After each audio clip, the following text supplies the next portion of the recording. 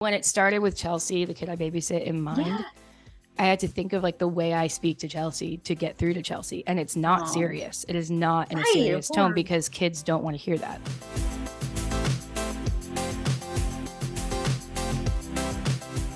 The garden was still like the biggest bucket list thing I've ever had. In efforts to try and make friends, I am really creepy. And I made a bunch of, you could see them here, ugly sweaters with like people's names on them. So Demi Lovato's on there, and it says, You made them for them? yeah, Oh, it's beginning to look Lovato like Christmas is that one. And then wow. They're Lizzo, gonna love them. I really want to meet Lizzo. She's on the same label as me, which is cool. And same with Jack Harlow. I really love him. Oh my gosh. Kid Leroy off the Red-Nosed Reindeer.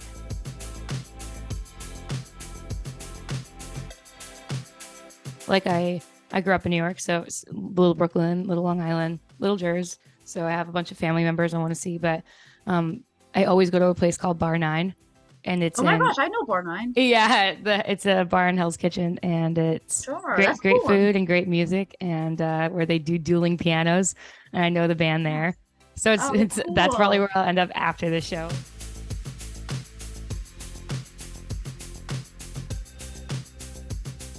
He was in Brooklyn. Oh, he's in Brooklyn. Okay. Yeah, the Highway was the name of his rig, and it's engine 276 off Kings Highway. So, but the blessing in disguise there was that when he retired, he basically took on the dadager role and was like, I am going, whatever my daughter wants to do, I'm gonna follow it and like be her biggest fan. So he was basically driving me to every vocal lesson, every audition, every like band practice, lugging like amps and equipment around for me, and showing up to my open mic nights at like random bars, like showing his ID so I can get in. Like, I'm so happy watching them, like, because they've seen me go through so much. I even have a shirt. I have shirts, sweaters for them. One says, "Look, Mom, I'm playing the garden," with her face on it, and then she has one that says, "That's my daughter."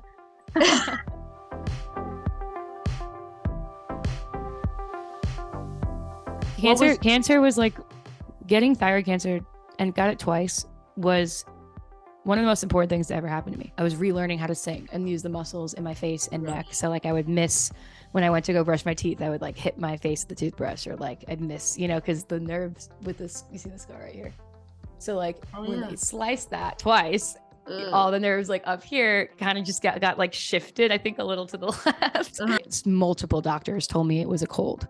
And I was getting pneumonia constantly because I had no immune system at the time. It was like shot because the thyroid controls all of it. So I was like, I feel this bump here. And they're like, swollen lymph nodes. My mom was like, we should double check. Like we should get an ultrasound or something. And then of course they were like, fine. Gave me the ultrasound, 18 tumors covered, like wild. I sold out a show. Yeah, right before it. My first sold out personal show.